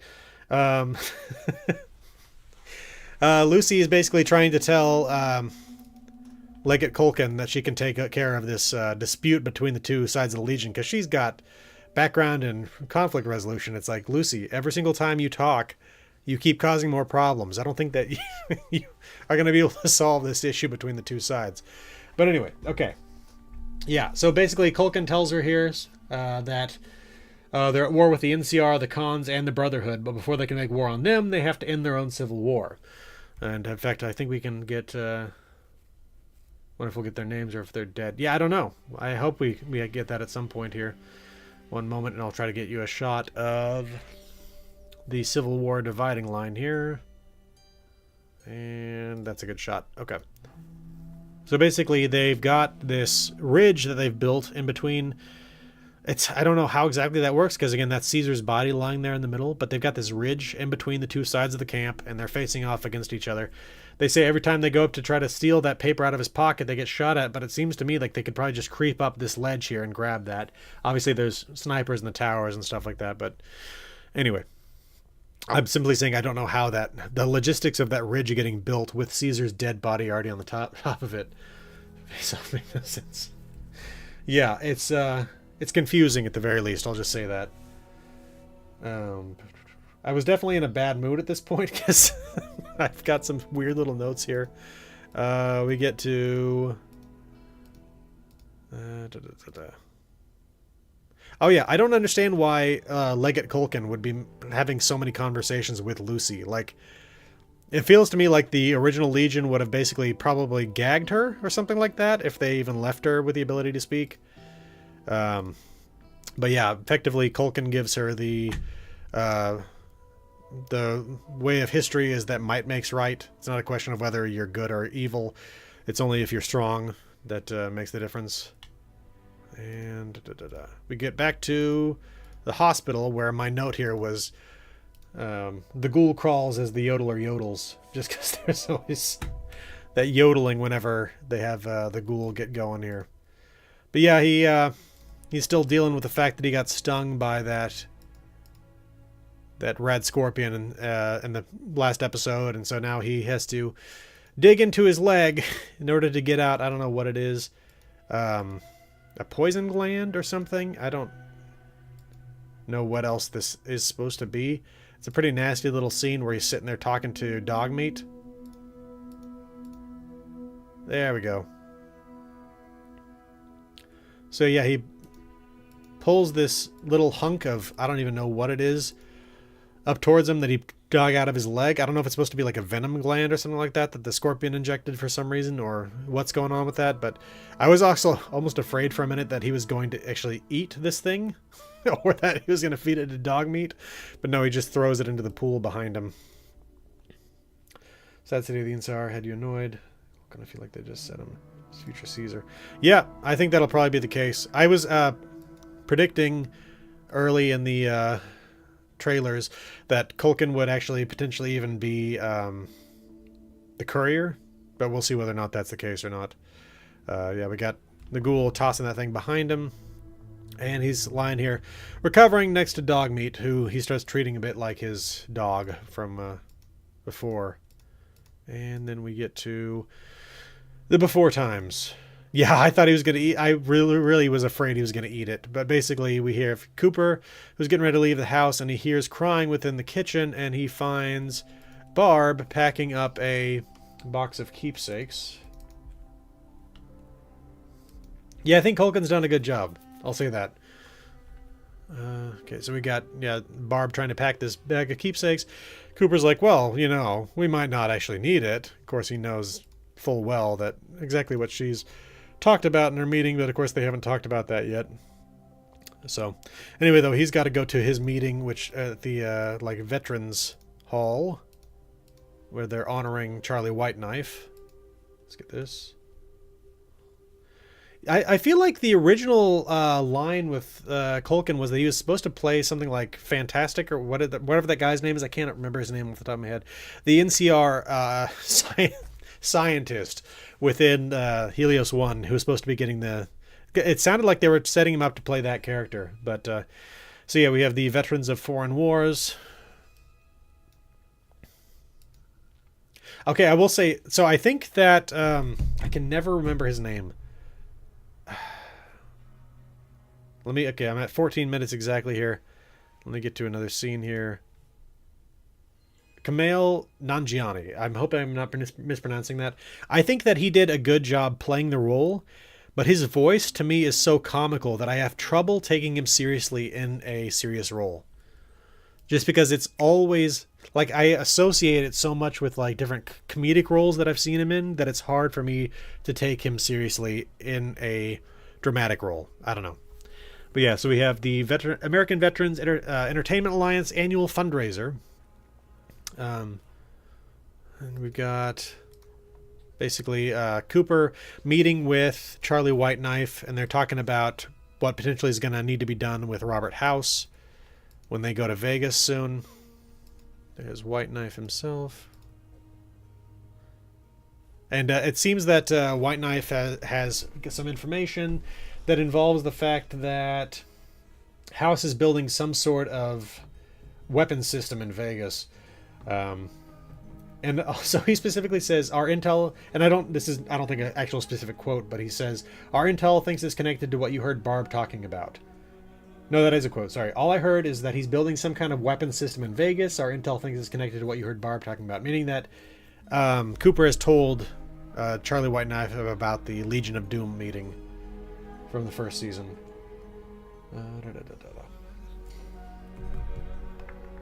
Yeah, so then we get Diane Welch, I believe her name is. This congresswoman. I'm trying to get a good shot of her here. Okay, well, good enough for the moment. Let's grab that. So yeah, this is Diane Welch, who's the congresswoman for the district. And she reveals that she is the only congresswoman not to take, what was it, sponsorship, basically. I think, what was the term she used for it? Corporate funding. That's right. She gets flustered. She drops her notes. Some people in the crowd kind of jeer her a little bit. But anyway, so Cooper goes to the bathroom in the process of her trying to find her notes. And in the process, he finds, like, this is, I really want to know the context of why, but we've got Robert House in the bathroom of the Veterans Hall. He's not a veteran. He's just dropped by this specific event. It's very strange. Like, how did he know this specific thing was going on?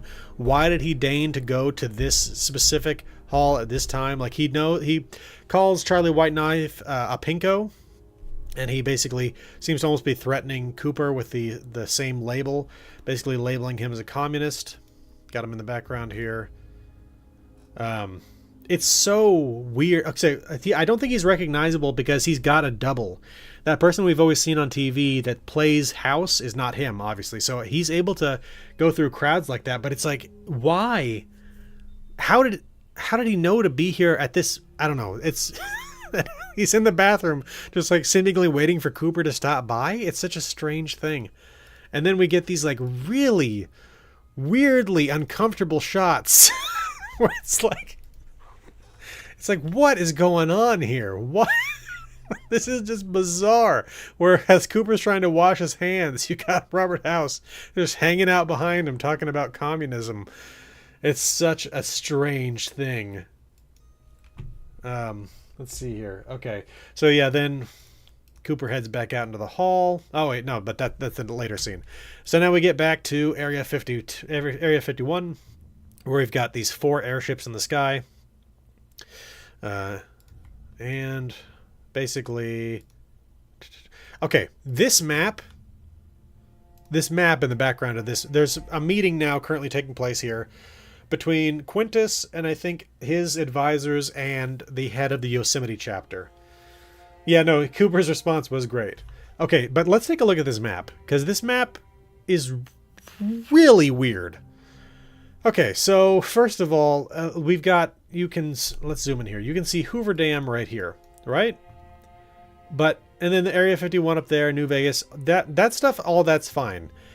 But if we zoom, so there's California out there, but that's Nevada, right? Because there's Utah. If we look at, there's the shape of Utah. There's the shape of Colorado. So they've got Hoover Dam in Colorado. And then if we go up here, you got like the state of Nebraska. You even see over here Mississippi River. There's Iowa. There's Kansas right there. We've got Texas, or where is it? No, yeah, there's Oklahoma right there. So it's like there's, again, Colorado, Texas down here. But again, Hoover Dam, they got the Maxon within Nevada. They've got the Hoover Dam within Colorado. I don't know who designed this map in the background of this scene, but it's way, way, way off of reality. It's so bizarre. And also the strange thing is that the way they laid out the rivers here, this is something you see in like 19th century maps of the American West, where they've got the rivers just constantly kind of wiggling back and forth like that. I don't know what was happening with this. The airship icon to the top left, yeah. And then they've got these other just like lumps. I don't know what these are supposed to indicate. But there's like no... we'll see later that there's a reason there's no sign of the NCR on this map. But they've got the Legion mapped out here. They've got all these different Brotherhood chapters. But then they've got another Legion one here. And again, I don't think we should take this as any sort of real map of what's going on here. Because they've got this Legion outfit here in Kansas. Like, I don't know what's going on. I doubt that's what they're intending to have be the case. My guess is that it's supposed to be somewhere in Arizona. But the locations on the map and the lines on the map do not match. So, I don't know what's going on, but whoever did this map, I don't know. Yeah, they may have done that. They may have made it entirely just to make people like me angry. Okay. So basically, with the arrival of Harkness, Yosemite says she's out. She's basically no longer down for the rebellion, which then leads Quintus to start telling the story of the Brotherhood of Steel, the origins, I should say. And she's like, oh, yeah. And he's like, oh, the Brotherhood of Steel began in rebellion, which is true. Yeah, the Legion's heading into Kansas, y'all. But yeah, Quintus is like, oh, the Legion, the Brotherhood of Steel started in rebellion with Captain Maxon, and he decided to follow his god rather than his country. It's like, I guess that's an interpretation of events here, but what I always got out of this was that Maxon was loyal to the people, but not the government. That's always what I got out of it. He was loyal to his men and loyal to the ideals, basically, but not loyal to the government because of what the government was doing. Where specifically what West Tech was doing with the full knowledge and consent of the United States government within the Mariposa military base.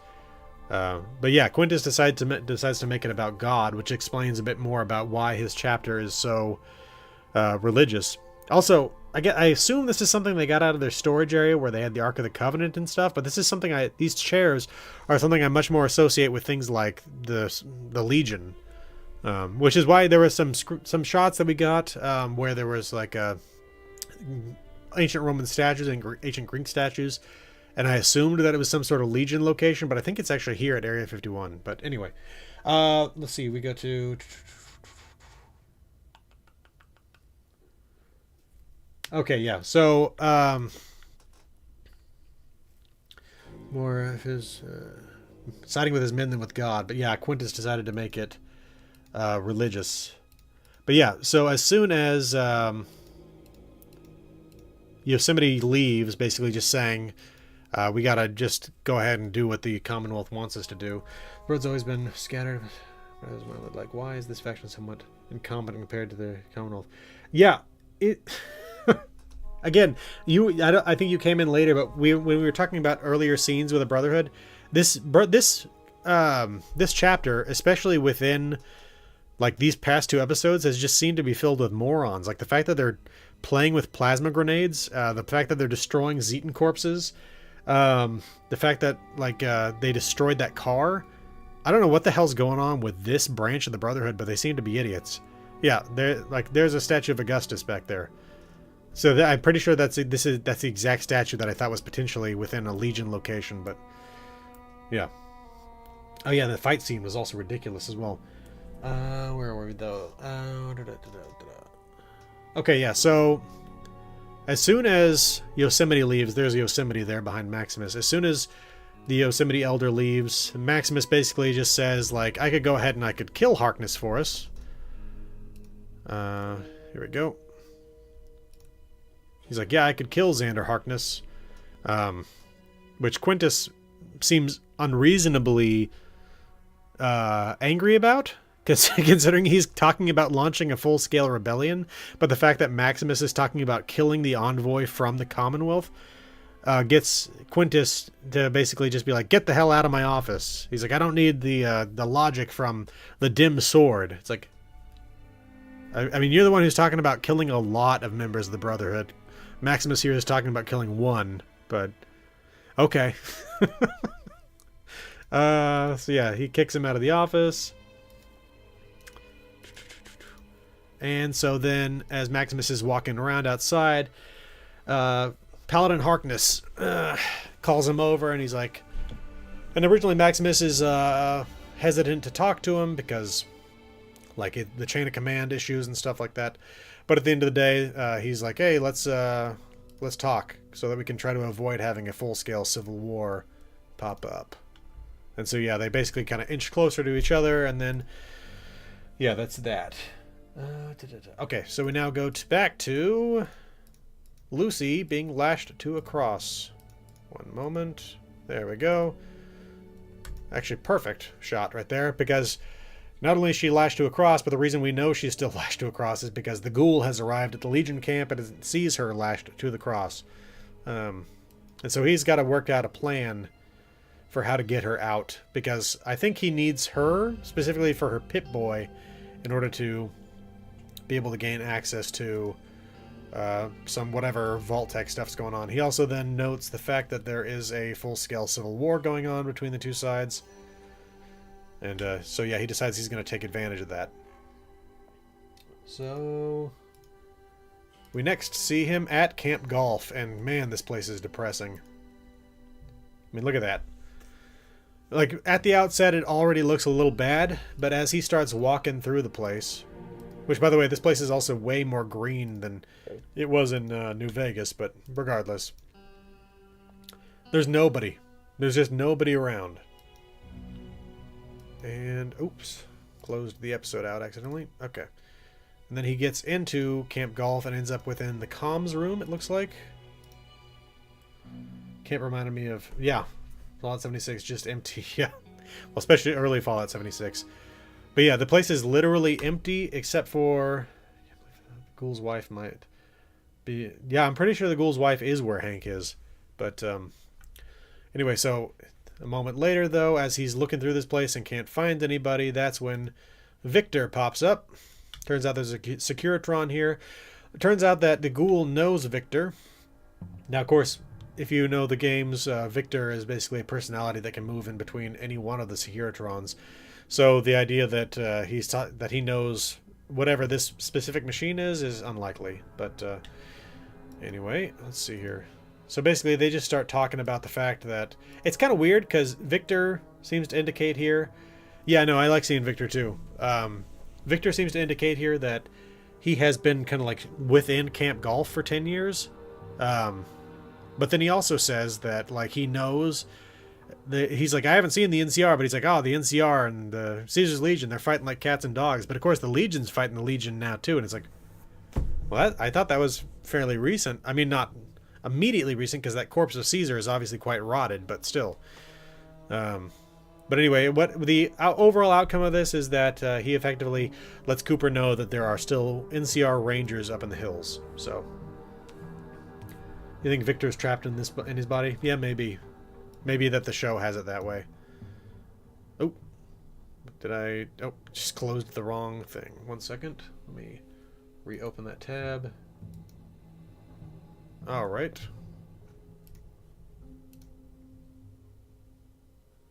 There we are. Okay. So, let's see here.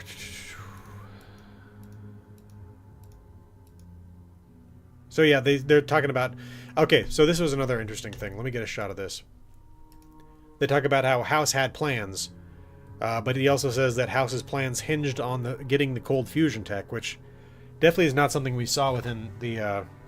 within Fallout New Vegas.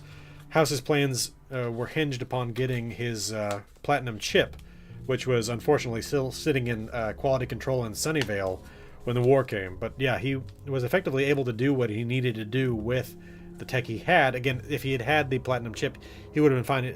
This is the first time we're getting an indication that the cold fusion was in any way related to the plans of Robert House. So... yeah, I really hope they don't screw up that part of the lore. Alright, so next we have Maximus, and I think the chip was fusion related. Okay. Yeah, which it definitely was not. Okay, so we've got, once again, Maximus and Harkness working together here. And they end up going for a joyride together in a vertibird. And Maximus is impressed with the power armor that Harkness has. Not only the fact that he has spare power armor, but also the fact that it's got the upgrades that it has. Zoom forward here a little bit. He goes up and rides in the cockpit with him. And Harkness jokes about basically giving him control of the vertibird, which I thought was pretty funny. Yeah, the music choices are good. I saw some people complaining about the fact that Cooper didn't shoot a revolver during the time that Big Iron was playing, but it's like that whole fight there was awesome. So I don't really care whether or not he did use a revolver. His fighting in that scene was great. Let me go ahead and choose a new song here, because I don't really like the fighting ones while I'm just talking about this stuff. Anyway, so yeah, they basically get to the serious note, which is Harkness telling Maximus, effectively, if you guys don't give me the platinum chip, the fusion tech, then we're going to have a problem where it's going to effectively lead to a civil war. 1 second here, I'm trying to get to a shot here, because you can see... Yeah, oh, nope, that's close, but... You can see an interesting location in the background. Now, this is actually a location we've already seen in the background before. Nope, that's not it. Sorry, one moment. Is it maybe at the opening of the scene? It might be at the opening of the scene. You can see, you can get something of an indication as to where they are in the background of one of these sections. Give me 1 second here. That's not it. Okay, I'll see if I can find it. But you can see Helios 1 in the background, so you know that they're flying somewhere near that. And at the same time, the next scene opens up. Oh yeah, basically while they're flying along, they discovered they get an automatic alert that there's automated technology moving around within a nearby facility, so they're going to go take it out. There it is. There's Helios 1 in the background. We've actually seen Helios 1 in the background when the Ghoul and Lucy were at Novak. So we know that they're near Novak here at the moment. But anyway, we go to the opening of the next scene, and we actually get another shot of the local background here. There we go. Coming in on the Ghoul, as the Ghoul is meeting up with the remnants of the NCR. And we got Prim there in the background. So let's go ahead. And this is a strange thing going on here. Makes perfect sense that Brother of Steel would have the tech. One thing, yeah. The one thing they got was the ability to track down robots and things like that. So we got here some NCR, I think it's just, maybe even just 2 NCR Rangers out here. And this seems to be the full extent of their forces within the Mojave now. At least, this is all we've seen that they have in the Mojave at the moment. We'll of course, potentially see some more in the future. But we'll have to see. Yeah. So the NCR basically stops the Ghoul for a moment. And the Ghoul's kind of making fun of the fact that they're still calling themselves the New California Republic when he says, "You guys are looking pretty dusty." Which I thought was kind of funny. But yeah, so basically she's like, "Oh yeah, we've got forces out here that we need to connect with." And he's just come from Camp Golf where there are no forces. So either there are some forces somewhere else, or the NCR forces in this region are effectively down to these 2 Rangers hiding in the hills. And there's this piece of dialogue here which, like, okay, so again, reinforces the problem with the first season where they had the chalkboard where it talks about the fall of Shady Sands in 2277, which again, Shady Sands was still around by the time of Fallout New Vegas, which I think was, I can't remember, I can never remember if it's 4 or 5 years later. 2281 or 2282, I can't ever remember. And then when I get into writing the script, I always like check my other notes and I'm like, oh yeah, it's that one. But I don't ever remember until I look it up again. So regardless, Shady Sands was still a city by the time of Fallout New Vegas. But he says here effectively that Shady Sands was destroyed over 20 years ago. And it's supposed to be 2296. So obviously he could be misremembering exactly when it was destroyed, but at the end of the day, it kind of reinforces the problem that was created by the department before. And by the department, I mean the props department, when they put that chalkboard together.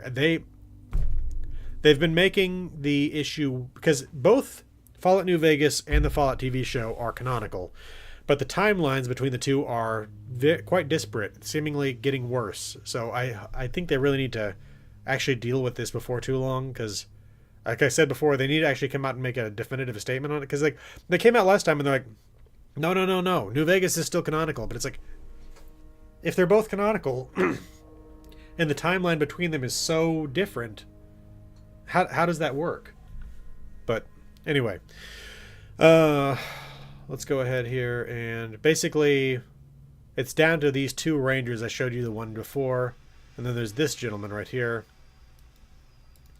But just to give you some idea of like what they feel like to me, they kind of feel like those Japanese soldiers that were still on the islands that were never invaded during the Second World War, where they were still fighting sometimes like 20 years after the end of the Second World War, where it's like these guys seem to be expecting reinforcements from Shady Sands any day now. Yeah, no, I heard about that the TV show Like literally, some of the events of the TV show might take place in the games or something like that, or it will be taking place maybe right around the same time. But regardless, yeah. So she's looking for help, and she wants help basically getting a breakthrough to like get to some extra forces, and so she hands him these additional vials of the chemical he needs to survive to not go feral. And he takes them, but then there's this kind of weird moment where I think that they probably should have edited it out, because he kind of like nonchalantly takes them and like dumps them into his bag. But I definitely noted that I don't know if they had a better take than this, but give me 1 second here to get the actual exact shot of it. Okay, I'm not sure it's going to be visible here. Let's see. Not on that shot, but so basically he dumps these things into his hand. Yeah. You're not going to be able to see it there. But maybe if you saw the last picture and you see the difference here. Yeah, he dropped one of them. So he actually dropped one of them.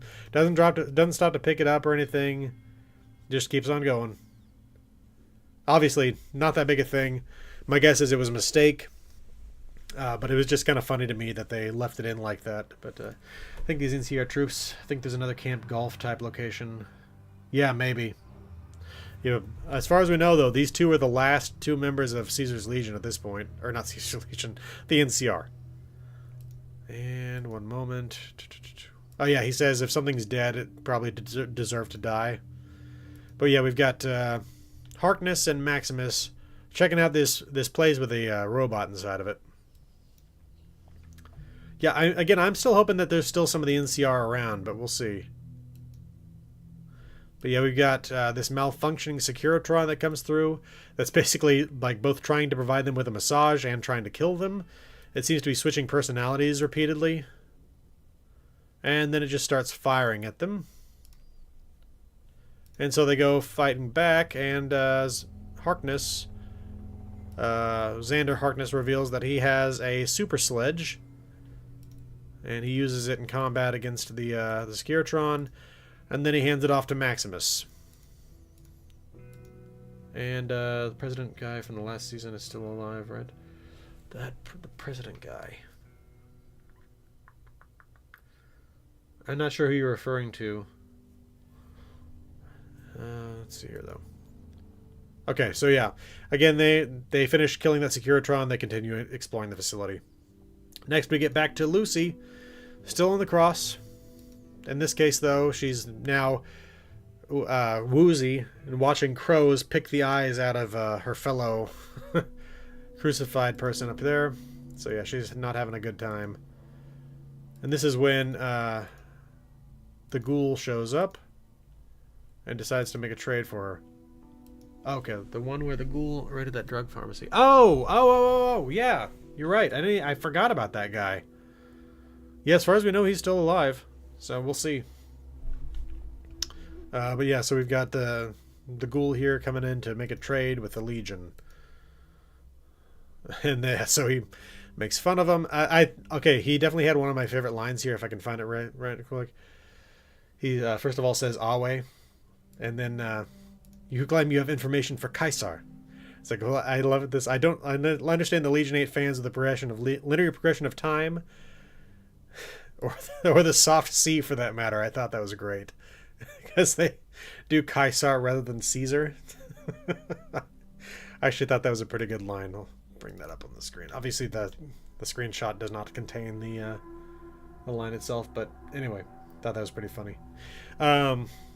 But basically, yeah, he gives them the location of the last Legion, or the last Republic soldiers, in exchange for Lucy's life. I don't have a good shot of that, but yeah, there we go. Love the Caesar jokes, yeah. And then we come back to Charlie Whiteknife giving his speech in front of the what's it called? The American Legion, whatever it is. I can't remember. Veterans of Foreign Wars. If I can get an actual proper shot. There we go. And so yeah, he gives a speech here where he's talking about the time he saved Cooper Howard's life, but Cooper was worried about his fellow men. And Charlie basically also kind of gives this kind of weird speech where he's like, Well, you always hope you're fighting on the right side and all that stuff. And it's like, uh-oh. You don't want to say that kind of thing when you're already under suspicion for being a communist. And not when you're dealing with America in the 2070s.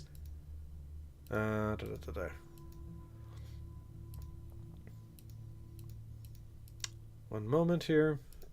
So it's basically this kind of a mixed scene in between Cooper Howard watching Charlie Whiteknife give his speech, and at the same time we're also seeing what's going on in current day, I guess would be the way to put it, where he shows up to effectively save Lucy, and in the process of getting her cut down and saved, he's actually doing some of his own stuff currently going on in the background here that they don't even show at the moment. And at the end of it, the Congresswoman ends up giving Charlie Whiteknife a commemorative lighter. There he is finishing up his speech. One moment.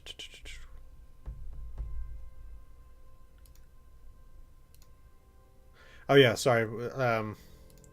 I meant to give you a shot of... Oh yeah, so there we go. I guess we do get a little bit of an idea of what's going on here. Basically, we see the dynamite here. One moment. Yeah, the lighter is great. So, you can see here Charlie Whiteknife getting the lighter from the Congresswoman.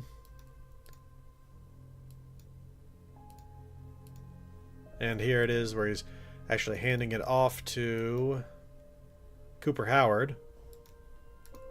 And we see Cooper take it. And then... One second. Sorry, again, I would love to be able to just jump forward 10 seconds every time, but I don't know exactly how far apart some of these shots are, so I want to make sure I get them and don't skip over them. I wish I could just basically show this going on in the background. And because I got it playing right now, but it's obviously silent, but... Let's see here. Okay. So again, we see him with a lighter, and it's got a Marine logo on the front of it. And then we see him with the same lighter as the ghoul. And he's like, I did something, but I don't know if it was the right thing or not. Maybe it was a mistake. Lucy's like, what did you do? I'm going to show this. Because you can tell she's still mad at him for what he did earlier where he killed that guy and tried to eat him. Even if she's happy that he saved her, she still does not trust him. With good reason. Okay, there we go. He blew up that dynamite within the Legion camp.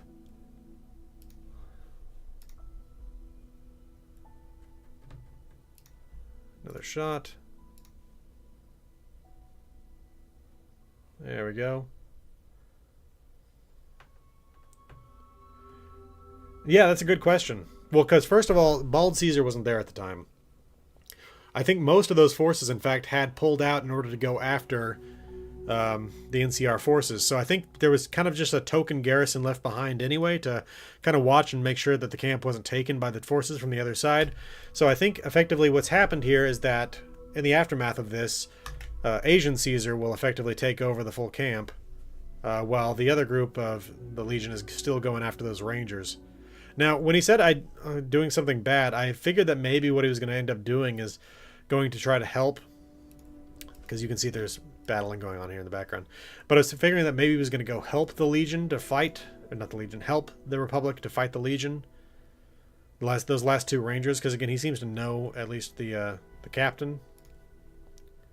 One second, let me... I think maybe I missed that earlier. The shot of Asian Caesar. Well, there it is, yeah.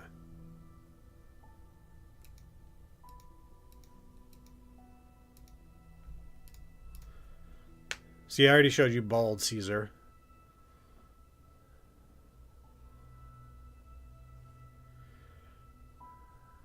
Yeah, it's possible he knows him just from reputation. There we go. So yeah, there's Asian Caesar. So we got the two Caesars battling for control of the Legion here. And in the end, we get this... where is it? Give me 1 second here. The closing sequence here, it seems to be some form of like launch facility. Because first of all, we've got launch sequence complete. And then along with that, we do see some Securitrons. So exactly what happened here, we don't know. I've seen people speculate. There's a Securitron right there.